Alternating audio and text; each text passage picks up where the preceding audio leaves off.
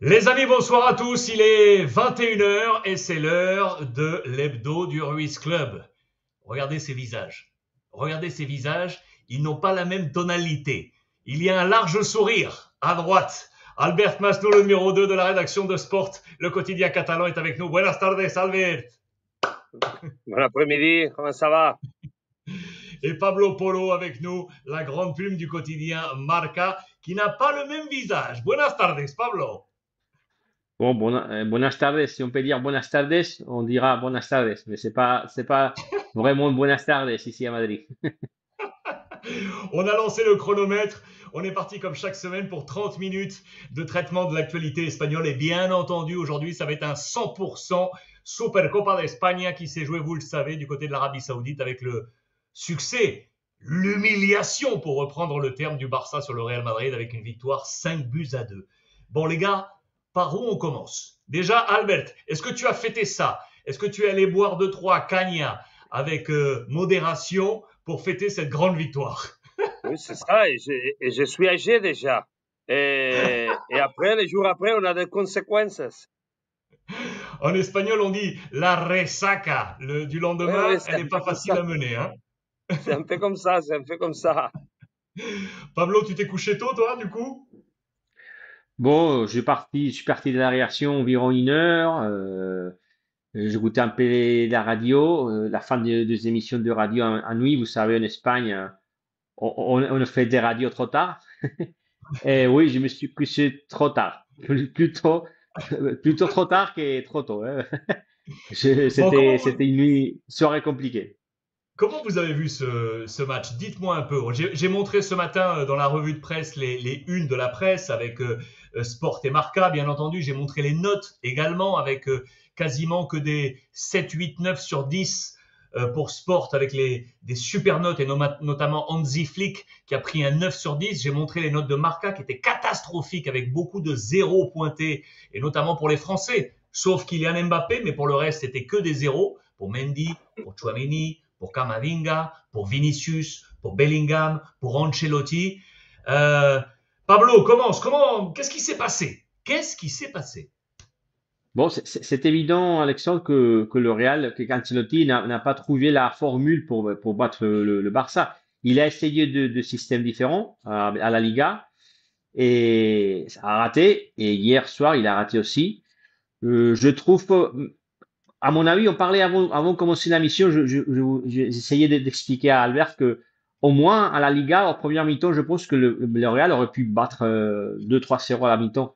On a trouvé une première mi-temps intéressante du côté des Real. Hier, non. Hier, honnêtement, euh, ça a été catastrophique.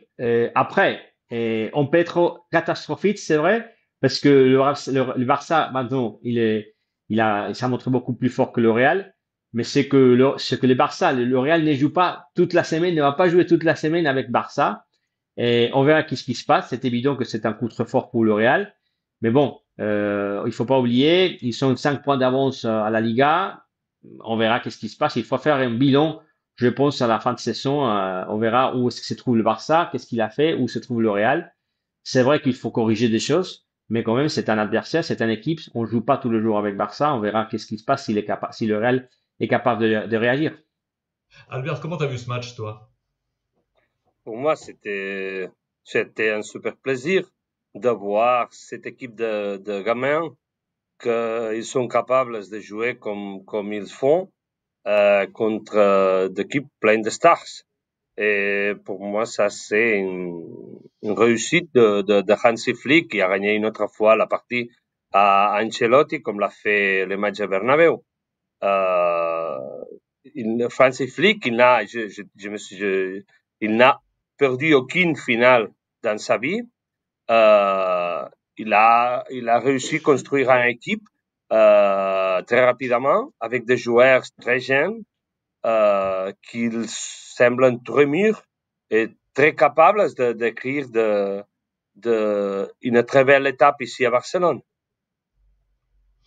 Euh, tu as écrit un édito aujourd'hui, effectivement, dans les colonnes de Sport, qui était très intéressant. Est-ce que tu peux nous rappeler un peu la teneur de cet édito? Je vous le posterai également sur les réseaux sociaux après cette émission. Albert. Oui, je crois que les matchs, il y a beaucoup de, il y a, hum, c'est un match, c'est une victoire importante pour le Barça, pour de différents statuts dans les clubs. Pour la Porta, c'est bien sûr que c'était une super victoire après tout ce qu'il a passé dans ces dernières 10 jours. Quand les 27, il n'a pas reçu la cautelaire, et après tout ce qu'il a passé avec Olmo, euh, jusqu'à avoir ses permissions pour jouer la finale 2 heures avant de jouer à la demi-finale. Et après, je ne sais pas s'il reste arrivé ici en France, mais en Espagne, on a parlé beaucoup de les comportements très peu sérieux et presque, c'est pour dire une chose très friendly, mais il n'a pas eu un bon comportement dans le match de semi-finale. Et après tout ce qu'il a passé, au fond, il reste comme un petit banquier de ce qu'il a passé. Maintenant, demain, il va parler et je crois il va se débrouiller de tout et de laisser de choses qui le freinaient jusqu'à ce moment, qu'il arrêtait. Et demain, il a une conférence de presse. Alors, c'est une confirmation de que Flick c'est capable de faire ce qu'il n'a pas eu la chance de faire Xavi, de construire une équipe avec deux semaines, comme qu'il a dit. Ça, c'est incroyable de ce qu'il fait. C'est vrai que les derniers mois de novembre et beaucoup de jours de décembre, l'équipe n'a pas bien joué. Il a perdu le numéro 1 de la compétition espagnole, mais enfin, ce titre, c'est une confirmation de que l'équipe est dans le bon chemin. C'est une super confiance. C'est pour moi une chose importante, c'est pour ces joueurs. Gagner un titre, c'est quelque chose de pas facile. Puyol, Xavi, Iniesta, tous ces joueurs, ils ont eu besoin de 5 années pour gagner un titre. Et joueurs comme Lamine, qu'il emporte déjà 3, c'est quelque chose d'important pour commencer dans la vie professionnelle et pour être quelqu'un. C'est en espagnol, c'est un espaldarazo, je ne sais pas comment le dire en français, mais c'est important pour ce qu'il va venir, je crois. Et après, pour tout ça, passer contre le Real Madrid, plein de stars, que c'est un bon, je sais pas comment, mais c'est bon, un bon mot. Et Pablo, Un coulé, on est- vous en disiez un coulé. quel est, Pablo, quel est le ressenti ce matin à Madrid? Est-ce qu'on pointe du doigt Carlo Ancelotti? Bon, évidemment que Carlo, il est dans le centre de la critique. Mais moi, je trouve en tout cas pas très juste à parler sur le monde de Carlo Ancelotti. C'est vrai que il a raté. Je pense qu'il s'est trompé du système de jeu, de joueurs. Le choix n'était pas correct, c'est évident.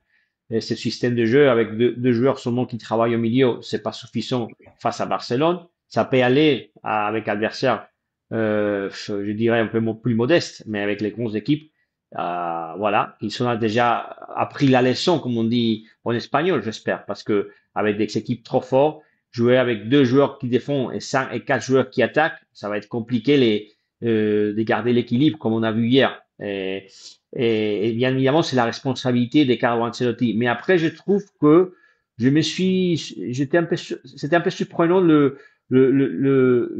comportement de certains joueurs hier à l'estade. Et je dirais, dès les premières minutes, j'ai vu Vinicius qui n'était pas vraiment connecté. Je ne sais pas s'il est fatigué, mais on l'a pas vu concentré dans le jeu, on l'a pas vu motivé dans le jeu. Et Rodrigo, oui, un peu plus. Et Bellingham et Tchouaméni comme défenseur central, ça n'a pas marché. Je trouve que Camavinga et Valverde, ils sont travaillé beaucoup, mais c'est pas suffisant, comme j'expliquais.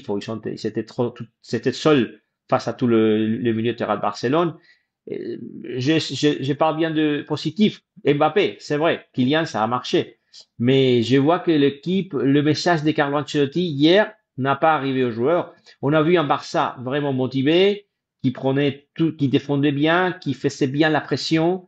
Et par contre, le Real, on l'a vu, il a commencé le jeu, le match, comme si c'était un match amical ou comme si c'était un match vraiment pas à 100%, Mais pas est-ce vraiment que quand je te concentré. parlais des critiques, quand je te parlais des critiques à Ancelotti, tu le sais, bon nombre d'observateurs espagnols parlent notamment de cette fameuse position de Tchouaméni en défense centrale. Ok, alors on a le jeune Asensio qui a montré dans les 2-3 participations dans les matchs sur lesquels il a dû œuvrer qu'il était bon en défense centrale. C'est son métier, c'est son profil. Et du coup, on aurait Tchouaméni dans sa position native au milieu de terrain. Aujourd'hui, je comprends à ce que tu me dis que les deux, Valverde, Camavinga, ce n'est pas suffisant pour défendre et Tchouaméni derrière n'est pas dans son rôle. Est-ce que, Carlo, pour toi, se trompe de ne pas mettre le jeune Oui, Asensio et de garder Tchouaméni au milieu de terrain? bien sûr qu'il se trompe. Et comme j'ai dit, si on veut être positif, voilà, il a le temps de réagir. Voilà, ça, c'est un échec. On va voir ça. Il a constaté que ça ne marche pas.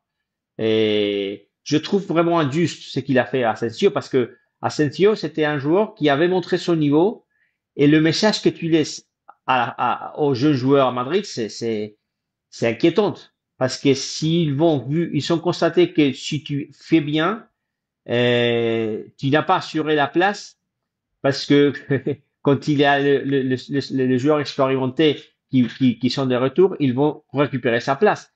Et il avait gagné sa place, Asensio. Alors pourquoi tu as enlevé Asensio, un jeune joueur qui a montré qu'il y a des talents à la cantera, comme on dit. Et alors, à mon avis, il a raté vraiment, il s'est trompé vraiment là, Ancelotti. Et après, les choix comme défenseur central, on a vu que Tchouaméni n'est pas défenseur central. Et voilà que peut-être ce match va servir pour changer quelque chose et évidemment faire un autre choix dans la finale. Parce qu'on pensait que cette équipe qui a joué face à Barcelone, c'était le 11 de finale pour le futur. Mais je ne pense pas que ça sera, après la match d'hier, ça ne sera pas les 11 de finale. Albert, il y avait un choix d'ailleurs qui a été fait par Hansi Flick. On s'interrogeait parce que effectivement la qualification, ça y est, de Dani Olmo, enfin inscrit, et on reparlera dans les prochaines semaines de la stratégie du Barça ou de la non-stratégie de Laporta sur les derniers temps, mais ça c'est un autre sujet. En attendant, Hansi Flick avait le choix. Olmo était entre ses mains. On ne savait pas trop s'il allait mettre Gavi ou Olmo. Finalement, il a choisi Gavi, juste devant Pedri et Casado. Est-ce que pour toi, c'est le bon choix de garder Gavi dans cette mécanique ou est-ce que tu es plutôt, toi, un partisan de Dani Olmo titulaire? Lequel aurais-tu mis, toi, titulaire? Bon, après ce qu'il a passé, c'est facile de lui donner la raison à Ancelotti. Oui. Bien sûr, parce que le résultat a été super. Pour moi, Olmo, c'est quelqu'un de très spécial, intelligent pour jouer. Il a une facilité pour cet sport, c'est incroyable, c'est une star. Mais bon, Gavi, il a un autre profil. En semi-finales, en demi-finales, il a marqué un but, il a donné une assistance et après, à la finale, il a provoqué un penalty. On n'a rien à dire de tout ça. C'est marrant ce qu'il va passer partir de ce moment parce que, tu vois, au milieu de terrain, Casado, il a gagné la partie à tout le monde, au début, il ne comptait pas, il n'était pas quelqu'un important. Moi, je l'adore. Hein. Des gens, J'adore ce des joueur. gens, des gens, par exemple, il n'a pas joué. Euh, euh, après, il y a. Albert, est-ce que c'est pas là? Est-ce que c'est pas ça? Est-ce que c'est pas ça la grosse bonne décision d'Hansi Flick de se séparer aujourd'hui de Jong, qui est un super joueur, il n'y a rien à dire, mais il ne retrouve plus le niveau qui était le sien, notamment à l'Ajax. Est-ce que la bonne décision d'Hansi Flick n'est pas finalement d'avoir écarté De Jong, qui lui laisse du coup un message pour évidemment peut-être sortir au mercato hivernal, mais il a, on a l'impression qu'il n'a plus sa place De Jong au Barça. Est-ce que tu es en phase avec ça? Oui, je crois que c'est ça. Elle a perdu euh, pour différentes raisons. Une, c'est clair que Casado, il jouait super bien. il est capable d'être très actif dans la récupération des ballons. Et après, comme il a démontré dans le quatrième but, je crois que c'est le quatrième, il est capable de jouer au premier toc avec très facilité. C'est quelqu'un de spécial que je l'ai vu beaucoup quand il était dans les cadets, les juvéniles et après les Barça B. Et il m'a bien surpris, aussi à moi, que je le suivi bien. Et dans tout sa profil, je crois que des gens, il n'est plus, son caractéristiques ne sont pas à l'aise avec cette équipe. Il aura des difficultés pour jouer, je crois. Bien sûr qu'on parle et on n'en parlera plus de la possibilité de sortir. Et je crois que c'est le mieux pour lui et pour les clubs. Et Pablo, est-ce que l'urgence absolue, l'urgence absolue, on a entendu aujourd'hui sur la libre antenne du Ruiz Club plusieurs followers nous envoyaient des messages où ils réclamaient que Madrid aille chercher un latéral droit. Le fait que Carvajal ne soit pas là est un vrai manque. Au-delà du poste, c'est un capitaine, c'est quelqu'un qui tient l'équipe. Lucas Vázquez, on l'adore. Ok, c'est un super joueur, mais c'est pas un latéral droit. Et du coup, Carlo Ancelotti l'a sorti dans ce match pour finalement laisser entrer le jeune Asensio en début de deuxième période. Est-ce que c'est pas aujourd'hui l'urgence absolue du Real Madrid? Bien sûr, c'était déjà avant tout ça. Et beaucoup de monde pensait qu'il fallait aller au marché et faire venir Alexander-Arnold déjà. C'est compliqué au moitié de la saison. Mais c'est évident que ce match a montré vraiment, c'est qu'on pensait beaucoup de monde, hein, que Lucas Vázquez, tu ne peux pas jouer. Et après, même si Lucas il est très très très fort, tu ne peux pas jouer toute la saison avec un latéral droite. Mais après, il n'est pas latéral droite en plus. Alors, cette blessure de Carvajal est vraiment importante. Même si le Real a perdu aussi Militao, très important, mais Militao quand même, le Real a beaucoup plus de solutions. Tchouaméni, c'est vrai, il n'a pas bien fait, mais il peut jouer comme défenseur central. Par l'instant, n'a pas montré son niveau. Après, il y a les jeunes Asensio, peut-être qu'Alaba va revenir, mais latéral droite, c'est inquiétant de la situation comme latéral droite. C'est pas juste ce qu'ils ont fait à Lucas Vázquez, parce que pour lui, c'est dur. Il est dans le centre de la critique, mais après, quand l'équipe ne marche pas, et attention, c'est vrai, Lucas Vázquez n'a pas été au niveau, peut-être que c'est impossible, mais on parle du Barça, une équipe qui vraiment a un tridente vraiment extraordinaire. Et après, Lucas Vázquez ne peut pas défendre toute seule. Et on a vu qu'il y avait vraiment, il n'y a pas une équipe qui défendait comme une équipe. Et voilà, quand il y a 3-4 joueurs qui arrivent, il faut jouer, il faut défendre de l'attaque à la défense. Et c'est pour ça, quand tu fais jouer 4 joueurs qui n'ont pas mentalité défensive, on parle évidemment de Rodrigo, Vinicius, Mbappé et Bellingham, alors c'est compliqué. Et sinon, si tout le monde ne travaille pas, si tout le monde ne joue pas à 100%, ça va être compliqué avec cette 11. C'est pour ça que on l'a vu hier face à Barcelone. Le Real n'était pas capable de prendre les ballons, de garder les ballons et de les mettre en difficulté à Barcelone. Même si, voilà, avec les espaces, on a des joueurs incroyables, mais après, il y a un peu de Mbappé, un peu de Rodrigo et voilà, c'est tout. Albert, est-ce que... Oui, dis-moi, vas-y. Allez, je crois qu'ici, le Madrid, il a un problème avec soi-même, avec son histoire, parce que les dernières années, ils ont eu de blessures et ils n'ont signé jamais aucun joueur et ça a bien marché. Mais les miracles ils ne passent pas toujours. Rodri, le Manchester City, il a eu des problèmes sans Rodri. Écoute-moi, Carvajal, je l'aime pas dit, c'est pas un mec qui a mes sympathies, mais c'est un joueur top mondial. Si tu ne joues pas avec lui, il y a des problèmes, c'est normal. Mais comme que le Madrid, c'est quoi? Toujours capable de tout, quelquefois, c'est pas. Et après, Albert, il a perdu Kroos et Modric n'est plus titulaire. Et trouver une équipe qui va perdre et qui a perdu peut-être le deux meilleurs joueurs du milieu de terrain de la décade, des dernières 10 ans. Parce que ouais, c'est ça. c'était le deux meilleurs joueurs de milieu de terrain pendant les dernières 10 années. Modric et Kroos. Tu les as perdus. Et tu as fait venir, oui, Camavinga, c'est vrai, mais il est jeune. Et Ceballos, mais Ceballos, ça fait déjà longtemps qu'il est au Real. Bon, ça va, c'est un bon joueur qui peut jouer des Et matchs, Güler, mais tu dois trouver sur le marché Pablo, est-ce que avec Arda des Güler joueurs avec. peut avoir ce rôle? Oui, mais Güler, il peut prendre son rôle, mais tu dois l'entourer un peu parce que la hiérarchie, la hiérarchie, comme on dit en Espagne, qui a des joueurs comme Modric et Kroos, tu ne l'as pas. C'est vrai que Barça, Casado a marché, mais après, il y a des joueurs avec l'expérience aussi à Barça.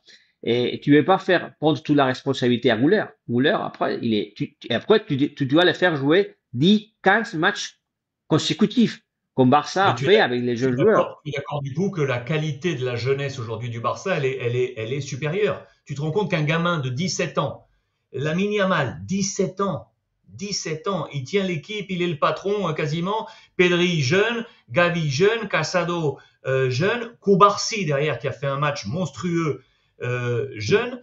Aujourd'hui, ce qui m'embête un peu dans cet équilibre, parce qu'il reste des patrons au Real Madrid, il en reste des patrons.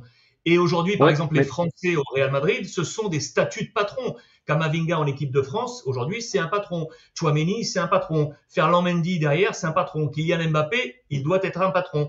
Donc ça veut dire qu'à minima, tu as la moitié de l'équipe du 11 de départ qui ont quand même des profils de patrons. Et on a oui, vu, mais dans ce match face à Barça, on a vu aucun patron. Zéro patron. Oui, mais, oui, mais Alexandre, et je pense peut-être qu'Alain, il est d'accord. Et le Barça, il a poussé à Flick à choisir le jeune, parce que économiquement, il avait un problème. Après, il y a eu des blessures, comme Young, qui a été trop longtemps blessé, et des joueurs qui sont partis, et il y avait pas une autre solution.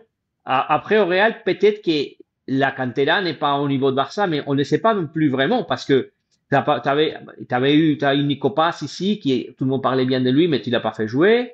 Et tu as fait jouer Asensio, et apparemment, il a montré un niveau comme Koubarsi à son époque, à son étape l'année dernière, Asensio, mais tu l'as fait retourner au banc. Gouler, tu l'as fait jouer l'année dernière, 5 matchs, il a montré sa qualité, mais il ne joue Mm -hmm. plus. Je veux dire que pour savoir vraiment si les jeunes sont capables de les faire jouer, tu dois prendre un risque énorme. Énorme. Parce que tu peux perdre. Et Barça, il a fait un procès, il a perdu des matchs, mais il n'y a pas une autre solution. C'était ce qu'il y avait et ça a marché. C'est vrai que Barça, historiquement, il a fait jouer il a eu plus de chances aux jeunes qu'au Real. Mais au Real, le problème, c'est qu'au Real, il a l'habitude, les dernières années, d'acheter le meilleur joueur à son poste. Parce que Tchouaméni, il a coûté 80 millions d'euros. Faut pas l'oublier. Et peut-être qu'il n'écoute pas, c'est beaucoup d'argent. Mais il coûtait Bon, 80 millions, alors normalement, il doit jouer. Camavinga, Albert, c'était tu as un joueur raison, que tout le hein. monde le voulait. Oui, exact. Albert, tu as raison dans le sens où le Real Madrid, il faut le rappeler, tous les 18-20 mois, toutes les saisons et demie, le Real gagne la Ligue des Champions depuis un petit moment. C'est-à-dire qu'il y a quand même une stratégie qui porte ses fruits. Bon, là, c'est passé au travers, mais pour autant, ce match est à souligner de façon aussi intéressante. Albert, Hansi Flick, il est en train de réussir. Ok, il y a eu des passages un peu négatifs, mais dans le jeu, l'audace d'avoir joué le début de saison avec ses hors-jeux à la limite, ça passe pas, mais il a mis 150 fois Kylian Mbappé hors-jeu dans les premiers matchs face au Real Madrid. Il a une touch qui fait qu'aujourd'hui, regarde ce qu'il a fait avec Iñaki Peña, de lui dire, écoute, tu es en retard, 5 minutes, ok, out, Chesney qui joue.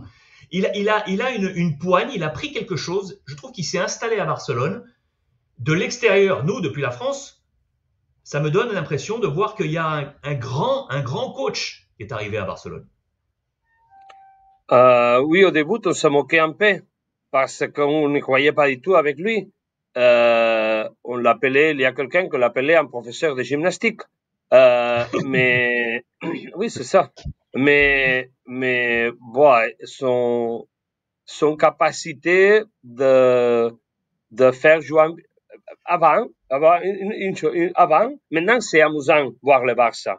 Il passe toujours des choses. Il y a des choses qui passent. Tu commences à mirer arrière et bon, Xavi, la Liga del 1-0 ennuyant, Koeman ennuyant, Valverde ennuyant, on doit se souvenir de Léo, Neymar et Suarez pour s'amuser. Et ça fait 10 ans déjà, hein, 10 ans. Donc ça veut dire que ça fait 10 ans, ça fait 10 ans que tu n'avais pas bu une cagna le soir. C'est ça. Après, je pense que Barça, je sais pas si Albert est d'accord, et même s'il continue Flick avec les mêmes systèmes, je pense qu'il prend un peu moins de risques. Il joue toujours avec la défense très avancée, mais je pense que il a corrigé un peu ses erreurs et il prend un peu moins de risques défensivement, même s'il joue toujours avec son système offensif. Bien Et je vous sûr. pose, le temps est en train de filer, donc il nous reste un peu moins de 5 minutes, mais je vous pose deux questions également pour nous, pour les Français tous les francophones qui nous regardent. Albert, garde la main. Koundé a fait un excellent match. La passe décisive qu'il envoie sur la tête de Rafinha, cette passe-là, c'est du 5 étoiles. Est-ce que Koundé, pour toi, est vraiment à ce niveau que tu attendais de lui au sein du Barça? Oui, bien sûr, il a super bien joué. Il est très productif offensivement et en plus, arrière, il a marqué à Vinicius, je crois, il n'a fait rien, Vinicius. Alors, qu'est-ce que tu peux demander? Il joue à un côté.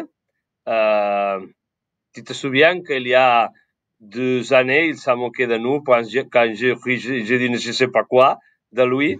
Mais c'est vrai, maintenant, on doit le reconnaître qu'il est au niveau top. Et du coup, je te pose la question pareil, Pablo, sur bon, toi, tu as plusieurs Français à analyser. On les a déjà analysés. Dans les prochaines semaines, on les analysera. Si je reste sur Kylian Mbappé, qui a pris la meilleure note côté Real Madrid pour Marca avec ce but inscrit, 15 buts tout de même déjà cette saison, toute compétition confondue. 15 buts, il a marqué dans toutes les finales, d'ailleurs, dans lesquelles Madrid a participé. Est-ce que, ça y est, pour toi, il est sur ce temps de passage qu'on attend au Real Madrid? Oui, ça y est. Et je pense qu'il peut faire beaucoup mieux encore. Mais c'est vrai que cette Kylian Mbappé qu'on a vu hier et qu'on a commencé à voir, je dirais à la fin décembre, au début de janvier déjà, et il commence à être le vrai Kylian. Et je dirais même que si les Real hier auraient gagné, on parlera maintenant du match de Kylian parce que Kylian a fait un gros match. Il a marqué un but, il aurait pu marquer un autre, il a provoqué l'expulsion de Chesney. Il a fait un bon match. Et on l'a vu vraiment volar, comme on dit, voler Oui. sur le terrain, je l'appelle, c'est vrai. Il volait sur la pelouse, comme on aime bien voir Kylian.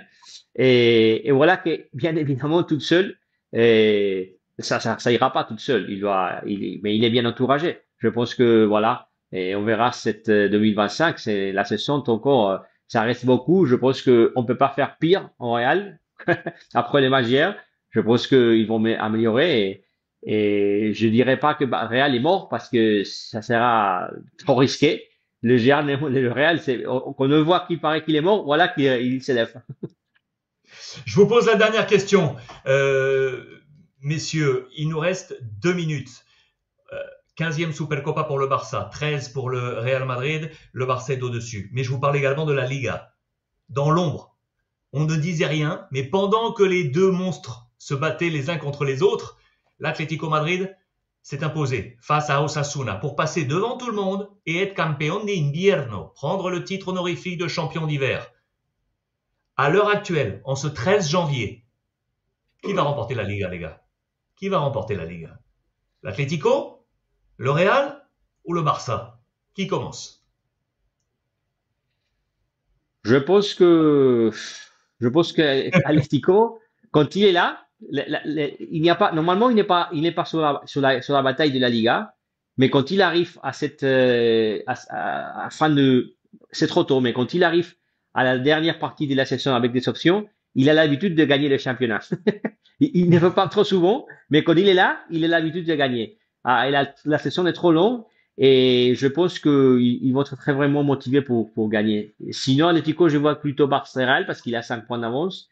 Et le Real, peut-être que cette année, la Liga, il a remporté l'année dernière. Et après Barça, bien évidemment, il ne faut pas l'écarter. Mais je dirais Atlético, oui. Atlético pour Pablo. 30 segundos para ti, Albert. Moi aussi, facile. C'est le plus fiable, c'est le plus régulier, c'est le plus stable, c'est le plus régulier. C'est le plus ennuyeux, bien sûr, parce que hier, tu l'as vu, tu dois avoir de la patience pour voir ça, hein. C'est incroyable. Vaya tocho. Je suis d'accord aussi. Vaya tocho. Mais bon, ils gagnent. C'est une équipe pas brillante, mais c'est effectif. Et à la fois, si le Barça, il fait comme il faisait jusqu'à maintenant, et le Madrid comme jusqu'à, il n'a pas de couleur. Je crois qu'il va devenir l'Atlético champion. Pour nos deux experts, l'Atlético Madrid serait, on va le mettre encore au conditionnel, le candidat numéro 1, le favori numéro 1 pour être champion de cette Nueva Liga. Albert Masnou avec nous, le numéro 2 de la rédaction de Sport, et monsieur Pablo Polo, la grande plume du quotidien Marca. Compañeros, ¿qué hacemos ahora? On va prendre une petite caña ou pas, Albert? Ou c'est mort? Oh non, arrête. Je n'ai assez. La prochaine, dans deux années. Pas maintenant. Les amis, merci à vous tous pour votre fidélité. N'hésitez pas à commenter nos propos. Est-ce que vous êtes d'accord avec les experts sur tout ce qu'on a évoqué durant ces 30 minutes? C'est l'hebdo du Ruiz Club. Ça sera comme ça toutes les semaines, voire un peu plus en fonction de la tonalité de l'actualité espagnole. On verra si ce rendez-vous se répète. En tout cas, on est très heureux de pouvoir être ainsi connecté en direct de Madrid avec Pablo et de Barcelone avec Albert. Vous avez passé un bon moment, compañeros? Super. Parfait. C'est un plaisir de jouer avec toi. C'était pas un lundi facile, mais avec ça va bien. On vous embrasse très très fort. Merci de votre fidélité et passez une bonne soirée. Profitez des vôtres, les amis. Hasta la próxima. Ciao. Ciao.